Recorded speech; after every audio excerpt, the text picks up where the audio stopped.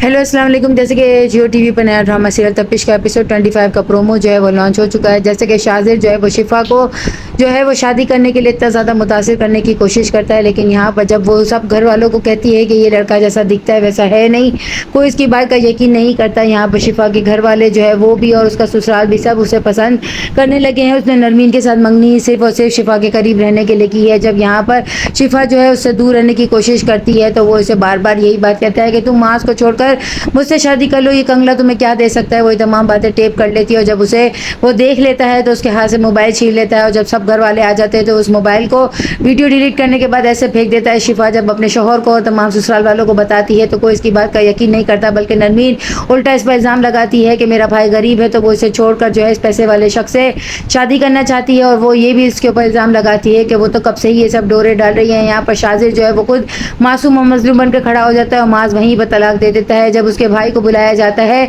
तो उसका भाई जो है वो ना सिर्फ जो है माज को जो है बुरा भला कहता है बल्कि अपनी बहन को भी लेकर अपने घर चला जाता है। शाजिर जो है वो उनके घर पर भी जाकर जो है वो शिफा के खिलाफ बातें करते हुए कहता है कि ये कब से मेरे पीछे पड़ी हुई थी, जबकि मैं तो जो है वो साफ सुथरा हूँ। मैंने तो नरमीन से शादी करने के लिए जो है मंगनी भी कर ली और मैं तो बात पक्की करने के बाद तारीख लेने के लिए गया था। वहाँ पर शिफा ने ये सब कुछ किया, मैं बेकसूर होकर मैं मुजरिम होता तो यहाँ पर सफाइयाँ ना देता पड़ता। इसके बाद जो है वो जानबूझ के आलियान की जो है वो नौकरी भी ख़त्म करवा देता है ताकि वो बिल्कुल बेरोजगार हो जाए। शिफा उसके ऊपर बोझ बन जाए। उमैर की तबीयत अचानक ख़राब हो जाएगी और आलियान और उसकी बीवी जहरा इतने परेशान हो जाएंगे कि वो शाजिर को फ़ौरन कॉल करेंगे। सर्जरी करने के लिए उन्हें अच्छी खासी रकम की ज़रूरत होगी, जिस पर शाजिर कहता है मैं आप लोगों के साथ ये सब कुछ नहीं करना चाहता, लेकिन शिफा नापसंद करती है इसीलिए मैं आपको कोई मदद नहीं कर रहा। यहाँ पर जो है वो फ़ौरन ही शादी की पेशकश भी कर देगा कि अब मैं बहुत थक चुका हूँ, मैं जो है शिफा के रवैये से जो है अब तंग आ चुका हूँ, इसलिए मैं आपसे एक बात करना चाहता हूँ कि मैं अब शिफा से शादी कर लेना चाहता हूँ। यहाँ पर वो फ़ौरन ही शादी के लिए रजामंद भी हो जाएंगे। उन्हीं के घर पर आकर शिफा को कहता है कि तुम जो है वो मास को अब छोड़ चुकी हो तो अब तुम मुझसे शादी कर लो, मैं तुम्हें वो तमाम खुशियाँ दूंगा